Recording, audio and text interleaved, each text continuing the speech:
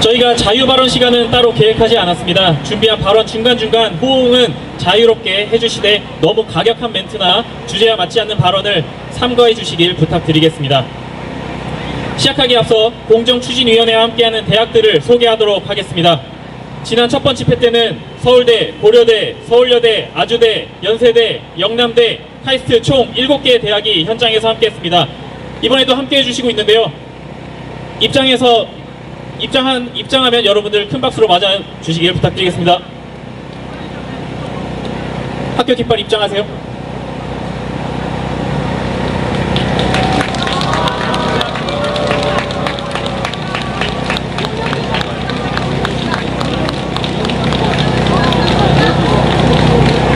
그리고 이번 집회 때는 3개의 대학이 더해진 10개의 대학이 함께하고 있습니다.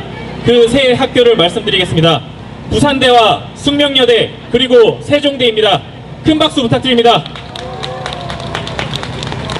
이 외에도 현장에서 함께하고 있지 못하지만 강원대, 건국대, 대구예대, 숭실대, 세종대, 충북대, 한국예대, 한밭대 학교 구성원들이 뜻을 함께하고 있습니다. 큰 박수 다시 한번 부탁드리겠습니다. 네, 포장해주세요.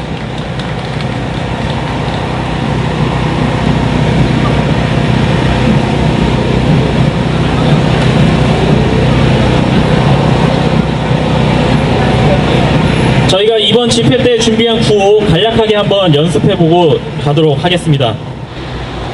저희가 오늘 준비한 우리가 원하는 공정한 대한민국 광화문 집회는 대한민국 교육 현장에 만연한 불공정에 대한 주제로 진행합니다. 제가 기조 발언으로 오늘의 행사를 간략히 소개드리고 1부 순서로 전체주의식 주입교육의 폐해에 대해 다뤄보고 2부 순서로 정치권 인사들의 자식교육 내로남불에 대해 살펴보는 순서를 갖도록 하겠습니다. 이후 세 번째 집회에 대해 간략히 말씀드리고 오늘의 집회 마무리하겠습니다. 그러면 기조 발언으로 오늘 집회 본격적으로 시작해보도록 하겠습니다. 네, 다시 한번 인사드립니다. 안녕하십니까. 공정추진위원회 대표 김근태입니다.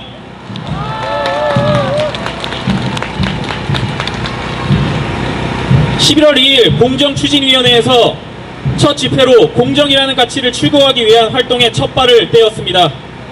여러분께 한국 사회의 불공정에 대한 의견을 듣고 또 저희가 생각하는 문제점들을 짚어보았습니다. 조국 사태를 지나오며 민주당 인사들이 보여준 내로남불 행태를 돌아보고 특히 최근 이슈가 되고 있는 공수처가 가진 문제점에 대해 짚어보는 시간을 가졌습니다.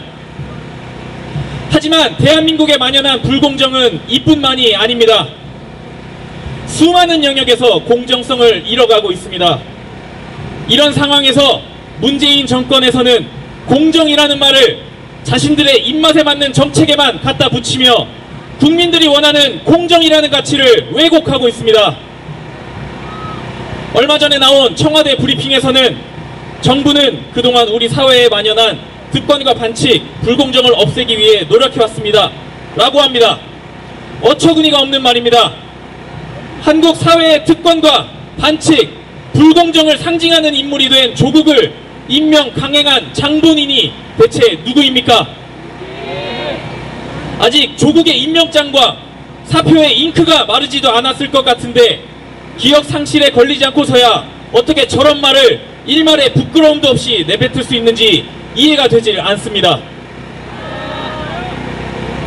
문재인 정권의 부끄러움을 모르는 처사는 한둘이 아닙니다. 저희는 교육정책을 그중 하나로 꼽습니다. 조국 사태에서 국민이 가장 분노한 지점 중 하나는 부모의 직위와 권력을 이용하여 자녀에게 입시 자유이용권을 만들어 주었다는 점입니다. 이러한 불공정의 근원에는 학종을 대표로 하는 수시제도가 있습니다. 그러나 수시제도를 강화하고 제도를 악용할 수 있는 여지를 제공한 것에 대한 반성은 일말도 없이 자사고와 외고를 타겟으로 하여 이들을 폐지하겠다고 합니다. 그리고 국민의 요구라고 합니다. 추진하고 싶은 정책에는 마음대로 국민의 뜻을 들먹이고 그로 인해 발생할 피해에 대한 고려는 전혀 없습니다. 문제가 발생하여도 일말의 반성도 없는 후한무치 여전합니다.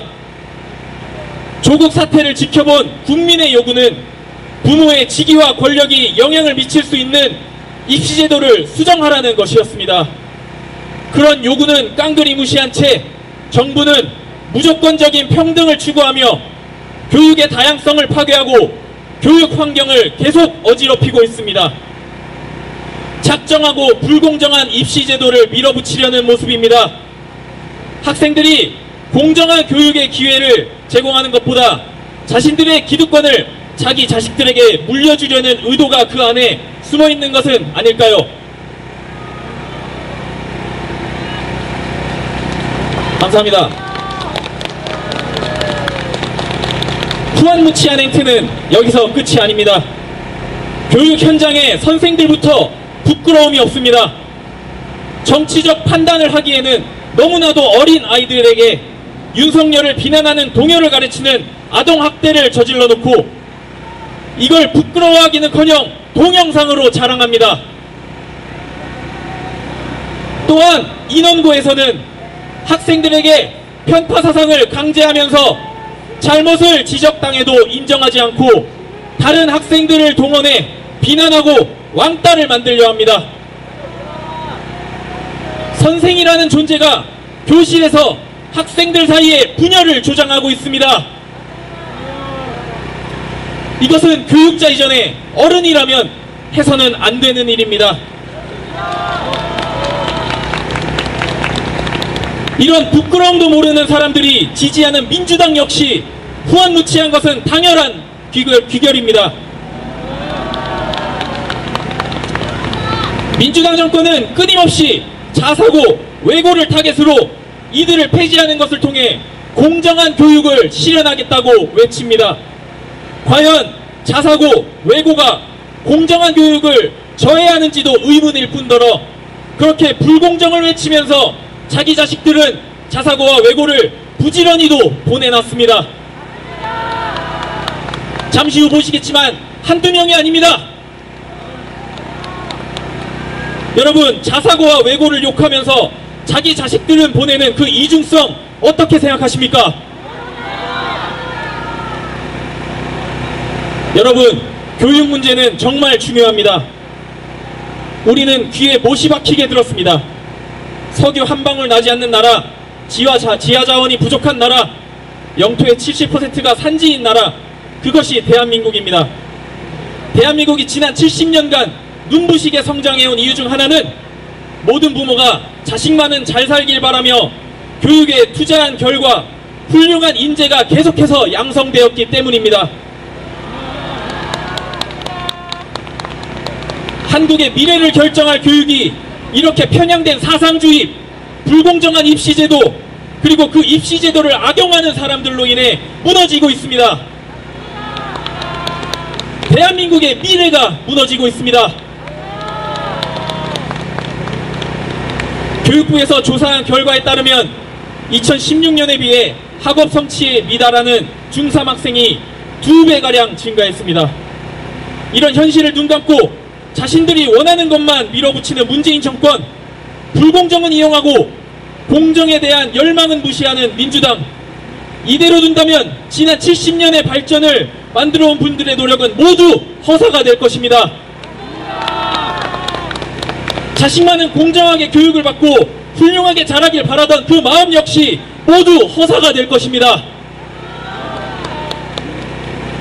사회 전반에서 찾아볼 수 없는 공정을 다시 바로 세우는 일은 쉽지 않은 일입니다.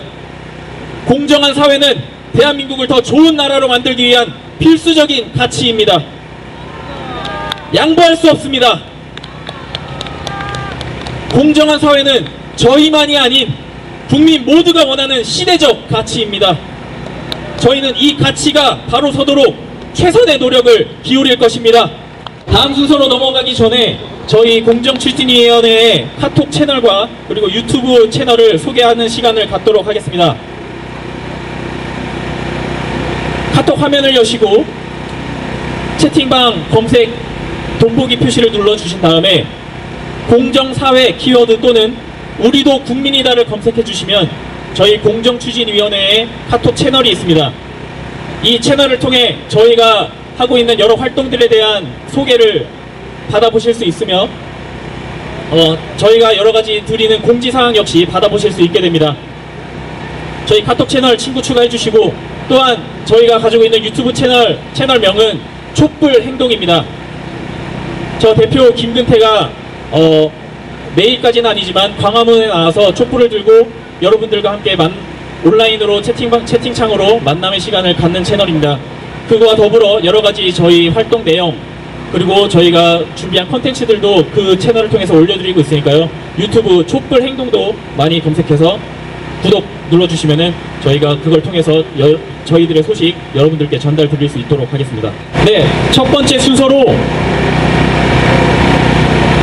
아이들에게 사상 이념이 들어간 동요를 강제로 부르게 시키고, 그리고 전교조 교사들이 인원고 학생들에게 전체주의적 사상주입을 하려는 사태에 대해서 여러분들과 함께 짚고 넘어가도록 하겠습니다. 위태로운 교육, 우리는 무엇을 해야 하는가 시작하도록 하겠습니다.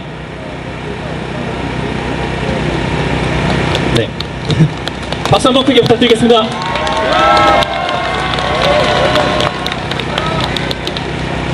여러분, 혹시 전체주의란 이야기 들어보셨습니까? 전체주의 하니 뭐가 가장 먼저 떠오르십니까? 국민 전체가 같은 뜻을 가지고 하나 되어 움직이는 그런 인상이 먼저 떠오르실 겁니다. 가장 대표적인 예시는 2차 대전을 일으킨 히틀러로 볼 수 있습니다. 괴벨스를 필두로 한 대중적 선동을 통한 전체주의, 궁극적으로는 독재를 지향했던 나치 독일의 행태는 여러분 모두들 잘 아실 겁니다. 그런데 20세기에 파시즘을 이용한 건 나치뿐만이 아니었습니다.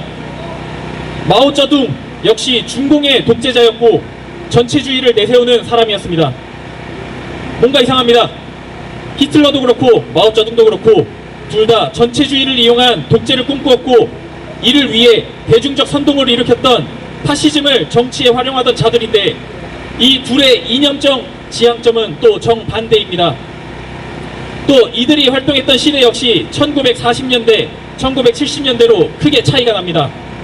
결국 전체주의는 좌우를 가리지 않으며 또 시대를 가리지 않습니다. 권력자가 본인의 수단을 이루기 위해 언제든지 꺼낼 수 있는 하나의 칼이라는 점입니다. 앞서 말씀드렸던 마오쩌둥의 전체주의 및 파시즘은 홍위병으로 대표될 수 있습니다. 문화 대혁명으로 대표되는 홍위병의 활동들은 새로운 공산주의 문화를 창출하자는 미명하에 자신들의 방향성과 반대되는 이들은 가차없이 탄압하고, 이러한 소요가 국가에 의해 통제되지 않으면서 일어난 사태입니다. 어쩌면 그들은 이것을 통제하길 원하지 않았는지도 모르겠습니다. 이로 인해 현재의 중국이 크게 영향받은 것은 매우 분명해 보입니다. 홍콩 is China라고 주장하는 오늘날의 중국을 보면 또 다른 생각이 들게 됩니다. 홍콩 범죄인 인도 법안, 즉 홍콩에서 죄를 지어도 중국으로 범죄자를 송환한다는 법 때문에 촉발된 홍콩 민주화운동 시위대를 대하는 홍콩 정부 및 중국의 태도를 보면 홍위병 때와 온도가 사뭇 다르다는 것이 느껴집니다. 일국 양제의 합의를 엄연하게 위반하는 행태에 대한 시민들의 자발적 목소리를 공권력 등을 이용해 탄압하는 모습은 과연 홍콩에서 진지하게 민주주의가 보장되는지에 대한 의문을 불러일으키고 있습니다. 하지만 중요한 지점은 중앙정부가 본인들의 입맛에 맞지 않는 시위는 무차별적으로 탄압한다는 것에 있습니다. 결국 국민들에게 정부의 사상을 강요하려는 이른바 전체주의의 연장선이라고 볼 수밖에 없습니다. 그럼 여러분, 북한은 어떨까요? 당연하게도 전체주의를 표방하고 교육 역시 전체주의의 세뇌를 위해 만들어졌습니다. 3대 김씨 일가에 대한 우상화 작업 등을 통해 체제를 공고히 하고, 이를 통해 김정은 군대의 꿈인 위력적인 핵미사일의 확보를 이루고자 합니다. 생각해봅시다.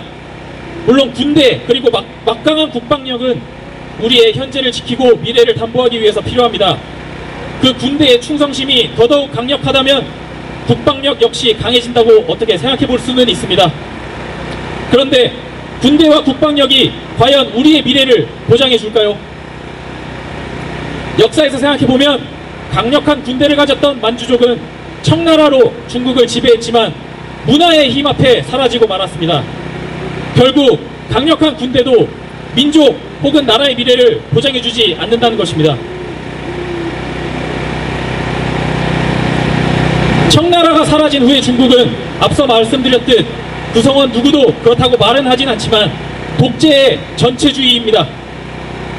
러시아의 푸틴도 빼놓으면 섭섭합니다.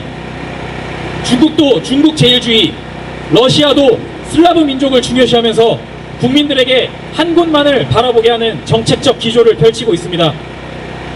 물론 최근의 지지율은 대폭 하락하면서 국면이 전환하는 듯 하였으나 인터넷 검열 강화법을 하원에서 통과시키는 등의 행보를 보면 독재와 크게 떨어져 있지 않다라고 볼 수 있습니다. 한번 생각해 봅시다. 지금 홍콩부터 과거 나치 치하의 독일 국민, 일제 치하의 일본 국민들 다 어땠나요? 결국 너무도 많은 국민들이 목숨을 잃었습니다. 정부가 가고자 하는 방향에 다른 목소리를 낸다는 이유 때문이었습니다. 파시즘 전체주의의 가장 큰 문제점은 다음과 같습니다. 독재자들이 자기의 권세를 유지하기 위해서 국민들을 선동, 세뇌하고 희생시킵니다. 그리고 그것을 가리기 위해 파시즘이라는 이념적 장치를 활용하는 것을 저희는 파시즘 전체주의라고 부르겠습니다. 자, 그럼 한국은 어떨까요? 파시즘에서 안전할까요? 얼마 전에 많은 사람들을 경악하게 한 사건이 있었습니다. 북한에서나 있을 법한 일이 이 대한민국 땅에서 일어났습니다. 순진한 아이들에게 사상 강요 노래를 가르치고 부르게 한 동영상이었습니다. 검찰개혁, 윤석열, 자한당 해체, 공수처. 일단 저 아이들이 저 단어의 의미에 대해서 알고 있을까요? 알고 있을 수도 있습니다. 그런데 저들이 모두 그 아이들이 자발적으로 한 같은 생각일 것일까요? 한번 생각해 봅시다. 미국에서는 화성으로 이주하겠다고 하고 하이퍼루프라는 정말 어릴 때 SF에서나 보던 일들이 진행되고 있는데 우리 아이들은 무궁무진한 장래 희망에 대해 꿈꾸고 있어야 할 나이에 이념에 관련된 이념송을 부르고 있는 상황입니다. 상식적으로 이 아이들이 자발적으로 이런 퍼포먼스를 한다는 것은 납득하기 어렵습니다. 적폐, 더러운 친일파, 기레기 이런 용어들을 아이들의 입에서 나오도록 누군가가 계획하고 강요했다고 볼 수밖에 없습니다. 이것은 분명히 아동학대입니다. 더러운 친일파라는 말을 아이들 입에 담게 함으로써 저 아이들은 미래의 일본인 친구에 대한 편견을 가지게 될 확률이 높아지게 되었고, 기레기라는 말 때문에 저 아이들은 신문과 뉴스의 이야기를 무조건적으로 믿지 못하는 단편적 사고를 가지게 될지도 모릅니다. 아이들의 미래에 어떤 영향을 줄 수 있는지에 대한 진지한 고민 없이 이 같은 공격적 단어를 반복적으로 내뱉도록 시킨다는 것은 분명한 아동학대이고 무시무시한 범죄입니다. 그 범죄의 목적은 결국 어른 본인들이 가진 전체주의적 사상을 어린아이에게까지 심기 위함입니다. 또 이를 비호하고 주도하는 세력이 현 정부하에서 처벌을 받지 않는다는 것은 현 정부가 이러한 전체주의적 사상에 대해 부정적 인식을 갖지 않는다고 우리는 합리적으로 볼 수 있습니다. 이런 어린아이들에게 일어나는 일련의 일들이 과연 청소년 학생들에게는 일어나지 않을까요? 얼마 전에 크게 뉴스가 났던 인원고 사태를 보면 별반 다르지 않은 것 같습니다. 얼마 전 인원고에서는 전교조 교사의 사상 강요 및 주입에 따른 학생들의 반발이 있었습니다.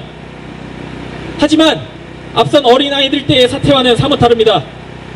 교사들 및 교육부에서 대거 압력을 넣어 이를 무마시키고자 하는 정황이 포착되었고, 또 탄압하려는 모습은 앞서 말씀드렸던 홍콩 사태에 대한 홍콩 및 중국 정부의 대응책과 크게 다르지 않은 것 같습니다. 물리적 폭력만 존재하지 않는다는 차이점이 있을 뿐입니다. 이런 말이 있습니다. 메시지에 자신이 없으면 메신저를 공격하라. 진짜 국민들을 개, 돼지로 보는 것인지 이런 지침에 철저히 따라주는 방송 매체를 통해서 이 사태의 논점을 그리고 있습니다. 있었던 일에 대한 사실관계에서 메신저인 학생들의 진정성으로 그 논점을 돌리기 위해서 노력하고 있습니다. 메신저를 공격한다. 그 메신저를 공격하라는 배후에는 도대체 누가 있는 걸까요? 인원고에서 일어난 일들에 대해 자세히 하나하나 살펴보겠습니다. 먼저 교사들의 반일 구호 강요 이야기를 짚어보겠습니다. 교사들이 정치적 구호를 담은 활동을 지시하더라도 그 지침에 따르지 않으면 그만이지 그걸 가지고 강요라고 하면 안 된다, 이렇게 말하는 사람들도 있습니다. 그런데 교사와 학생이 과연 평등한 관계인가요?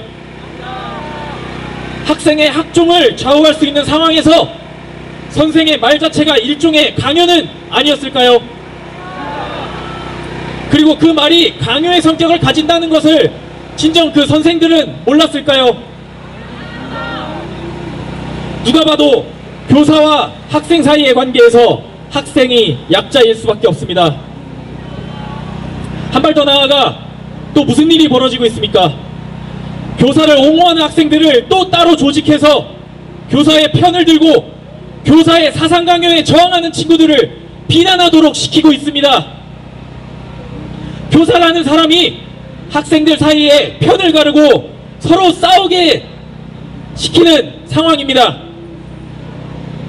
요즘 들어 나라 곳곳에서 공동체 구성원들끼리 편을 가르고 서로 분열하는 모습이 많이 보이는 것은 기분 탓일까요?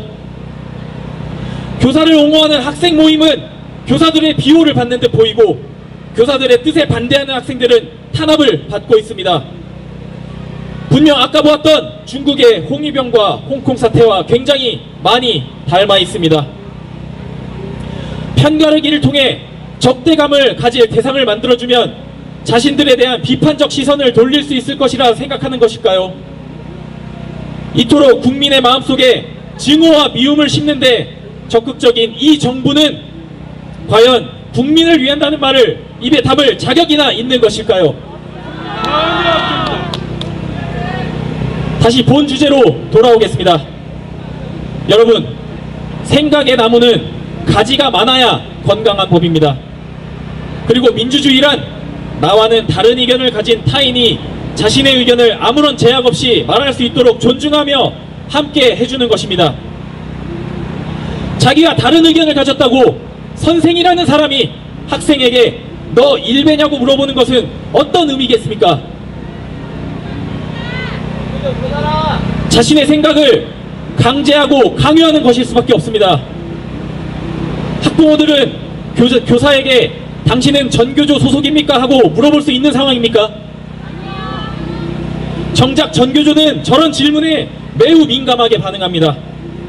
그런데 그들은 너무나도 쉽게 우리 학생들에게 묻고 사상을 강요하고 낙인을 찍고 있습니다. 그게 과연 선생으로서 올바른 행동이라고 할 수 있겠습니까? 또 다른 내로남불이 아닐 수 없습니다. 현 정권에서 보여진 수많은 내로남불보다 더 심각한 전체주의적 사고를 교육 현장에서 서슴지 않게 주입하고 있다는 점은 분명한 사실입니다. 전국적인 학교 교육의 인원고하는 결국 혁신학교와 전교조로 대변되는 사실은 아닐까요? 혁신학교 역시나 말은 멋있고 좋습니다. 혁신이라는 이름으로 화성에 가는 법에 대한 연구, 더 이상 기름을 쓰지 않는 전기차에 대한 연구를 가르치며 미래를 준비하고 있을까요? 아닙니다. 성평등이라는 이름으로 성별 갈등을 부추기는 페미니즘 교육, 자신들만이 동의하는 전체주의식 민주주의 사상을 주입을 하고 그런 행태를 자행하고 있지 않습니까? 무엇을 혁신하고 있습니까? 혁신입니까? 세뇌입니까? 70여 년간 선배들이 지켜온 우리의 다양성과 자유민주주의를 말살하는 전체주의 교육을 과연 혁신이라고 부를 수 있겠습니까? 지금까지 아동 정치 이념송 강요, 인원고 전교조 교사들의 사상 강요 사례를 통해 드러난 위태로운 대한민국 교육 현실에 대해 알아봤습니다. 국민들의 아이들에겐 이런 전체주의 교육을 강요하는데 과연 국민을 위한다는 정부 인사들의 자녀들은 마찬가지의 교육을 받고 있을까요? 국민들을 개천에 가재, 붕어, 개구리로 보고 있는 그들은 어떤 자식 교육을 하고 있는지 한번 알아보고 싶지 않으십니까? 그래서 저희가 함께 알아보는 시간을 갖도록 하겠습니다. 이번 순서는 저희 공정추진위원회에 소속되어 있는 김화랑 군이 진행을 해보도록 하겠습니다. 큰 박수로 맞아주시길 부탁드리겠습니다.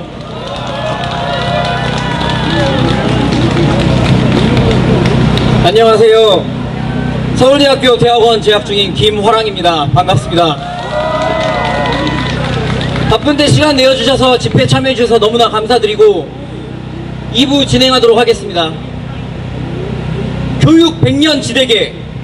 교육은 나라의 근간이므로 100년을 바라보고 큰 계획을 짜야 한다는 의미입니다. 이렇게 대한민국을 떠받치는 학생들을 키워내는 교육이 점점 무너져 내리고 있습니다. 사다리를 걷어차서 있는 집 자식만 용이 되는 세상, 바로 그런 세상이 목전에 이미 와 있습니다. 우리나라 교육제도 문제가 많은 거 다들 알고 계시죠?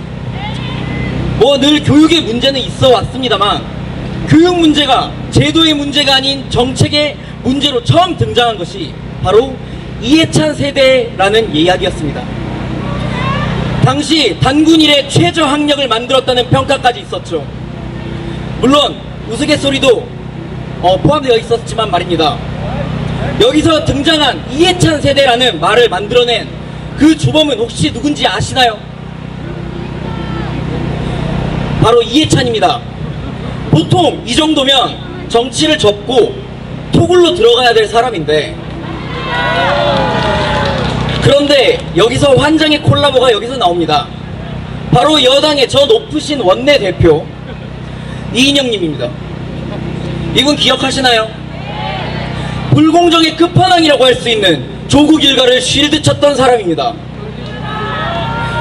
이런 사람들이 공정한 교육 제도라는 국민의 열망을 어떻게 반영하고 있나요? 국민의 요구는 무엇인가요? 족같이, 발음에 신경 써서 다시 한번, 조국과 같이 부모의 능력을, 입시를 좌우하는 불공정 구조를 바꿔야 한다는 것입니다.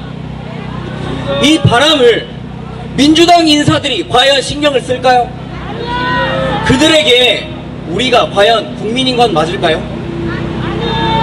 아니겠죠. 그러니 민주당 인사들은 우리의 열망을 무시하고 자기들이 원하는 바만 밀어붙이고 있는 거겠죠. 이 정부가 가장 잘하는 게 뭔지 아시나요? 없죠. 하지만 하나 있습니다. 바로 남 탓, 제도 탓입니다. 이제는 교육 제도 탓을 합니다. 교육 제도도 모르는 교육부 장관, 교육 정책을 말아먹었던 대표, 이런 사람들이 모여서 조국이 문제가 아니라 교육 제도가 문제라며 조국을 옹호하고 있죠. 환장을 노리십니다. 문제를 해결하려면 문제가 뭔지는 알아야 되는데, 이건 뭐 사람이 문제다, 뭐 이런 거죠. 먼저이님께서 하신 말씀입니다. 교육 공정성이 무너진 이유, 과연 교육제도가 문제일까요? 수시를 처음 반영한 이해찬은 수시 취지가 많이 변한 것 같다고 합니다. 그러면서 조국 개인의 문제가 아닌 조국 역시 제도의 희생양이라 식으로 실드를 칩니다. 그런데 조국의 문제가 수시의 문제일까요? 이렇게 남 탓, 제도 탓하면 해결책이 나오긴 할까요? 왜 여러분들은 아시는 걸 이들은 모르는 걸까요? 화제의 드라마 한국의 입시 제도를 다뤘던 스카이캐슬 보신 분 많으셨을 것입니다. 소위 말하는 전문직들이 자신들의 자녀의 교육을 위해 고액 코디를 고용하는 등 교육에 올인하는 모습이었습니다. 이때 고액 과외, 코디, 등의 이야기가 신문 등을 통해 언급되며 상류층인 줄 알았던 그들의 교육에 대해 부러움과 비판이 사회적 이슈가 되었었죠. 그런데 이 스카이캐슬 주인공 중 하나였던 예서를 보면요, 공부를 정말 열심히 합니다. 그리고 잘합니다. 밤낮으로 잠을 줄여가며 하고 또 그 결과로 좋은 성적을 계속해서 얻습니다. 그러면서 서울대 의대를 목표로 합니다. 물론 부모의 재력과 빼기 조금의 뒷받침은 해줍니다만 기본이 되는 건 당연히 본인의 노력과 능력이었습니다. 그런데 말입니다, 조국의 자녀는 어떻습니까? 이 말 들어보셨나요? 공부하지 않습니다. 시험 치지 않습니다. 학비 내지 않습니다. 우리 아빠는 조국입니다. 조국의 아들, 딸 공부를 하긴 했을까요? 예서만큼 잘하지는 못했더라도 최소한 예서만큼 혹은 우리 주변에 열심히 하는 학생들만이라도 만큼이라도 공부를 하긴 했을까요? 공부가 뭐 먹는 걸까요? 돼지가 되고 있다던가? 열심히 하지 않았습니다. 열심히 했다면 이렇게 많은 위조 스펙이 공소장에 적시되지 않았겠죠. 논문 저자 등재, 인턴 증명서, 논문 초록 저자 등재, 인턴 확인서, 봉사 표창장, 보조 연구원 활동 증명서, 너무 많아서 저희가 다 적을 수가 없네요. 그리고 이런 각종 위조를 통해 대학에 들어가게 됩니다. 이게 제도 탓인가요? 제도가 위조를 하게 만든 것인가요? 이 제도를 통해서 떳떳하게 대학에 간 모든 학생이 위조를 했다는 걸까요? 정말 맷돌 열심히 돌아가는데 어이가 없는, 어처구니가 없는 소리입니다. 대표적으로 논란이 되었던 일저자, 제1저자 기억나시나요? 조국은 딸이 영어를 잘해 논문에 기여를 하고 이를 통해 제1저자에 등재된 것으로 문제가 아니라고 하더라고요. 다른 연구원들은 영어를 참 못했었나 봅니다. 아니면 할 게 없으니 이거라도 하라고 해서 한글을 써서 영어로 번역을 시킨 걸까요? 그 교수는 결과가 만족스러웠겠죠? 아닐까요? 뭐 여튼 그러니 제1저자를 준 것이 아닐까 싶습니다. 조국의 딸은 장문 독해 성적이 6, 7등급이라고 합니다. 그런 분께서 논문을 영어로 교수가 감탄할 정도로 제1저자를 줄 정도로 전문 용어를 구사하며 쓸 수 있다니, 이런 어처구니가 없는 일이 발생한 건 그들이 말한 것처럼 정말 교육 제도가 잘못된 것으로 보이는 것처럼 보입니다. 그냥. 하지만 이 학생의 성적이 고작 6, 7등급이라니 정말 대단한 나라이지 않습니까? 다른 학생들, 그보다 훨씬 더 등급이 높은 학생들은 얼마나 뛰어난 학생들일까요? 미국의 수능이라는 SAT 점수 역시 열심히 공부한 학생의 그것과는 거리가 멉니다. SAT 1970점, 되게 엄청난 점수 같지만 100명이 시험 보면 10등 안에 겨우 들까 말까 하는 점수입니다.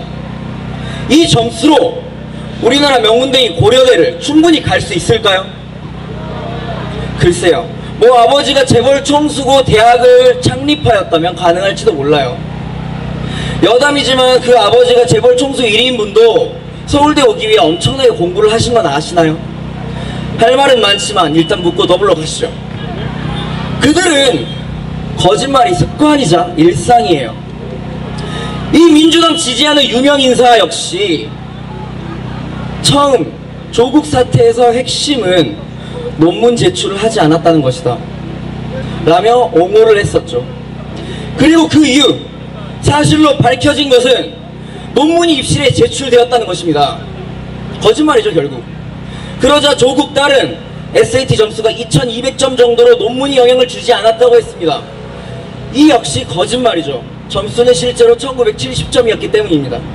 이렇듯 조국의 부정에 대해 여권 인사들은 거짓으로 일관하고 있습니다. 조국의 자녀와 관련만 되면 제도도 바뀌고 증거도 바뀌는 신기한 일이 생깁니다. 조국의 처 정경심은 옷도 바꾸어가면서 증거를 반출했는데도 서울대의 가장 부끄러운 동문 2위 내성남 유사시민님께서는 증거인멸이 아니라 보존이라는 말 같지도 않은 말을 해가면서 옹호를 하기도 했지요. 떳떳한 사람들이, 열심히 공부를 한 사람들이 이렇게 사실을 계속해서 왜곡하고 거짓말을 할 필요가 있을까요? 굳이 이렇게 각종 인턴 증명서를 발급하고 위조하고 이런 번거로운 짓을 해야 할까요? 혹시 그분께서는 서울대 문서 위조 학과장을 노렸던 것은 아닐런지. 안타깝게도 서울대 문서 위조 학과는 없다는 것을 몰랐던 걸까요? 그래서 그 몰랐던 사실이 창피해서 이런 사실을 숨기려 드는 걸까요? 죄송합니다. 창피를 아는 사람이라면 사실 저렇지는 않았을 텐데 그만 말이 잘못 나왔네요, 제가. 그래도 여당 의원님 중에 바른 말을 하시는 분이 한 분 있기는 하셨습니다. 숨는 자, 숨기는 자가 범인이다라며 말이죠. 그것도 무려 조국 사태가 발생하기 3년 전쯤에 말입니다. 지금은 이런 상황에서 이런 반구하지 않는 선택적 정의를 보여주시기는 하지만 말입니다. 말은 정말 맞는 말이에요. 좋은 말입니다. 떳떳한 사람은 숨지 않습니다. 저처럼 숨기지도 않지요. 오히려 자랑하고 다니겠죠. 나 고딩인데 논문 제1저자다 라고 말입니다. 근데 왜 지금까지 보면 숨기기에만 급급했던 걸까요? 그럼 이쯤에라도 우리 고결한 조 선생님의 좋은 말씀 한번 듣고 가는 시간을 가지겠습니다. 부정입학은 중대한 범죄다 스스로 말씀하셨습니다. 그러니까 결국은 범죄고 숨는 자가 범인이고 결론은 이렇게 하는 게 맞겠죠. 제가 초등학교 때 논리와 놀자 책을 읽었는데 논리적으로 보면 이게 맞는 것 같습니다. 논리적인 거 맞겠죠? 그런데 말입니다. 놀랍게도 민주당 편이하면 부정입학도 아니고 범죄도 아닌가 봅니다. 조국의 여식이 다녔다는 모교, 고려대는 단국대 논문 문제가 제기되었을 때 입장문을 통해 제출 자료에 중대한 하자가 발생할 경우 입학 취소가 될 수 있다 라고 하였습니다. 이후 대한병리학회에서 조국의 여식은 무식하여 논문을 쓸 수 없다며 등재된 논문을 취소하자 그 무식한 여식이 다녔던 고려대는 수사기관인 검찰이 최종 결과를 통보하면 최종적으로 처리할 예정이라며 입장을 바꾸었습니다. 아니 그런데 이 상황은 뭘까요? 조국의 처의 공소장에 최근에 공범으로 적시된 와중에 고려대는 공소 내용에 고려대 학부 입시 관련 사실은 포함되지 않았다며 결국 입학 취소는 없다는 입장을 밝혔습니다. 물론 검찰에서는 공소시효가 지났기 때문에 굳이 포함하지 않았다고 하였습니다. 그렇다면 고려대는 과연 정권이 무서운 걸까요? 고려대는 이렇게 천룡인 한 명을 위해 자신들의 명예를 버렸습니다. 고려대 동문들은 당연히 통탄할 노릇이겠죠. 이렇게 되는 사회는 결국 신뢰가 없는 사회가 되고 맙니다. 우리 모두 정의롭고 공정한 사회를 다시 세우기 위해서는 분노해야 되지 않겠습니까?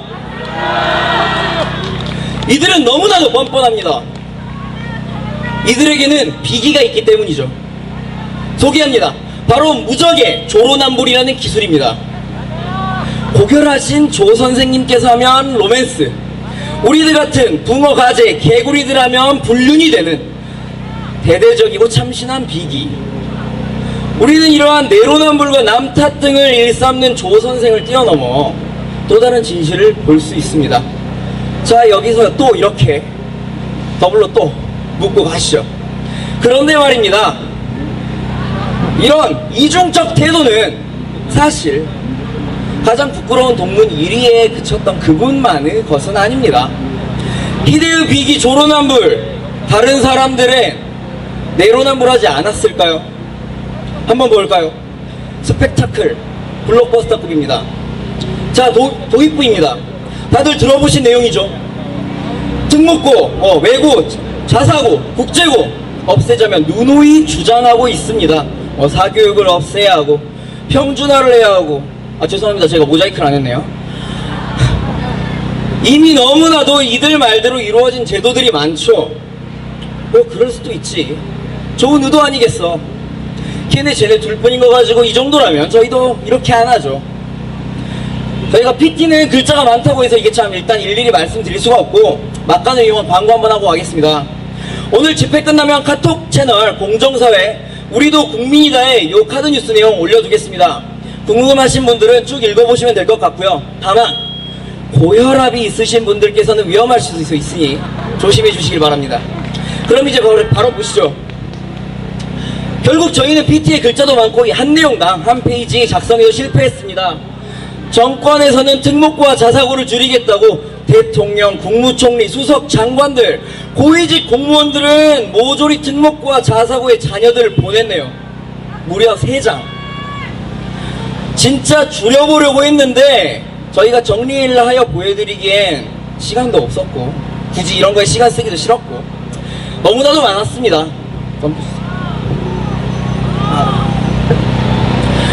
이제 결론입니다. 잠깐 손 좀 돌려도 될까요?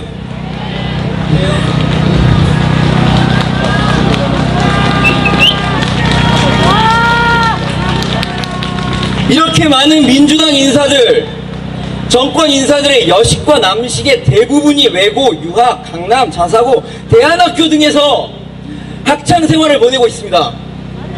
이렇게 물론 자신들의 능력이 되고 재력도 좀 받쳐주면 더 좋겠죠. 하지만 이렇게 단물을 빨아먹고 있으면서도 평등을 외치며 사다리를 걷어차고 자신들의 지위만 공고히 하려고 합니다. 1900년대 영국 작가 조지 오웰의 동물농장 소설이 생각납니다. 소설의 말미쯤엔 이런 구절이 있죠. 모든 동물은 평등하다. 그러나 어떤 동물은 다른 동물들보다 더 평등하다. 평등이라는 단어에 더욱이라는 말이 붙는 순간 그들은 더 이상 평등을 지지하지 않는 모순적인 행위를 일삼는 부류가 된 것이죠. 자칭 진보라는 그들은 자신들의 자식까지 상류층의 계급으로 올렸고 계급사회를 구축했기에 교육이라는 사다리를 이제서는 붕괴시키고자 합니다. 그들이 칭하는 진보는 사실 진보가 아니라 퇴보가 아닐까요? 자, 이것은 일주일도 채 지나지 않은 11월 12일 날 세계적으로 권위 있는 과학 저널, 저도 이제 논문을 한번 읽어보려고 네이처 들어갔다가, 네이처 들어보셨죠? 네이처에는 최근 한국 학계의 공저자로 대학생도 아닌 중고등학생과 같은 아이들이 이름을 올린다며 기사까지 났습니다. 이게 제도 탓일까요? 제도에 구멍이 있더라도 떳떳한 방법으로 대학을 가는 학생들은 뭘까요? 바보일까요? 물론 제도에 허점이 있을 수 있지만 최소한 적어도 고위 공직자라면 올바른 방법으로 내로남불하지 않고 자식 교육을 시켜야 하는 게 옳은 사회를 만들어가는 방법 아닐까요?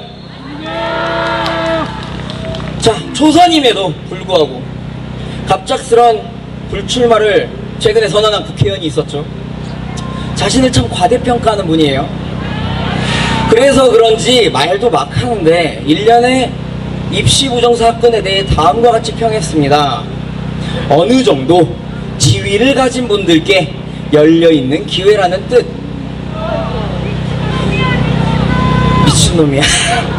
국민이 뽑아주고 국민의 대표로서 국민의 목소리를 대변하고 국민의 이익을 위해 일해야 하는, 어떻게 보면 국민의 머슴이어야 할 국회의원이나 되는 사람이 입 바른 소리는 못할 망정 내 편을 위해 국민들을 기만하는 발언을 일삼습니다. 엄청난 특권의식, 선민의식으로 가득 찬 정말 입에 담아서는 안 될 말을 공공연하게 내뱉고 있습니다. 그러나 실제로 정말 이젠 한국을 떠받쳐야 하는 교육 분야가 지위를 가진 사람에게만 열리게 되고 말았습니다. 참 맥이 빠지고 힘이 빠지는 말인데요. 사다리를 걷어차야 네가 용이 되는 거야. 조국 그리고 여당 인사들의 생각 아닐까요? 여러분, 이게 공정한 것인가요? 교육의 기회가 공정하게 주어지고 있는 현실인가요? 문재인 정권은 말했습니다. 기회는 평등하고 과정은 공정하게 주어지고 결과는 정의롭게 할 것이라고 국정 전반의 슬로건으로 이를 제시했습니다. 이렇게 공언했습니다. 네, 그러나 기회의 평등, 과정의 공정은 이미 대한민국에서 사라지고 있는 중입니다. 아니, 벌써 없는지도 모릅니다. 정의롭지 못한 결과에 우리는 이제 분노해야 합니다. 너네 새끼는 어하둥둥, 우리 새끼는 발만 동동 하는 이런 사회가 더 이상 지속되어서는 안 됩니다. 사회가 공정치 못하더라도 아이들을 가르치는 교육에서만큼은 불공정을 몰아내야 합니다. 우리 불공정한 사회를 바꾸어 봅시다. 추운데 긴 시간 들어주셔서 정말 감사합니다.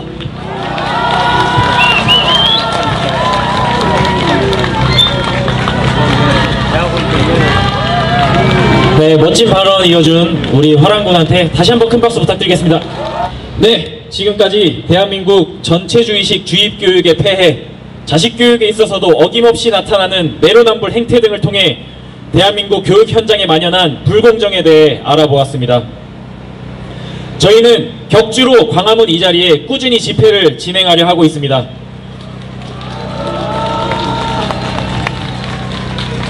저희 공정추진위원회는 계속해서 현 정권이 대한민국 모든 영역에 걸쳐 망가뜨린 공정이란 가치 회복을 위해 노력할 것이고, 이 불공정 상황에 대해 문제 제기를 할 것입니다. 앞으로도 많은 응원과 관심 부탁드리겠습니다. 저희가 준비하고 있는 다음 세 번째 집회의 핵심 주제는 경제입니다. 교육의 불공정은 미래 세대를 망가뜨리는 일이지만 조금 더 현실적으로 보면 현재 청년층의 취업을 더더욱 어렵게 하는 일이기도 합니다. 좋은 직업은 불공정하게 입시를 뚫은 그들만이 가져가고 나머지 공정하게 공부한 많은 청년들이 그 남은 직업이라도 얻기 위해 눈물겨운 노력을 하고 있는 상황입니다. 특히 현재와 같이 경제가 어려울 때에는 더더욱 이런 취업 문제는 크게 다가옵니다. 문재인 정권은 경제의 기초는 탄탄하다라며 사실을 호도하고 있습니다. 이런 왜곡 뒤에는 통계청장까지 갈아치우며 내세우는 통계 수치가 있습니다. 고르고 골라 좋은 것만 보여주는 수치들, 근데 그럼에도 불구하고 숨길 수 없는 본질을 그들은 애써 외면하고 있습니다. 아니, 어쩌면 자신들은 이미 구름 위 용의 자리에 앉아있기 때문에 그런 수치의 영향을 받지 않기 때문일 수도 있습니다. 흑석에 투자하신 청와대 모 대변인, 자기가 사는 지역은 쏙 빼놓고 상한제를 하신 모 장관님, 이런 분들은 이 정권 들어 자기들에게만 탄탄한 경제의 덕을 톡톡히 보고 있습니다. 하지만 현 정권 하에서의 경제는 모두에게 공정하게 탄탄하지 않습니다. 다음 집회에서는 우리나라가 어떻게 망가지고 있는지, 불공정을 누리는 자들 외에 보통 국민들은 어떻게 어려움을 겪고 있는지, 그리고 그 결과 청년들에게는 어떤 어려움이 가중되고 있는지 경제 부분을 자세하게 살펴보려고 합니다.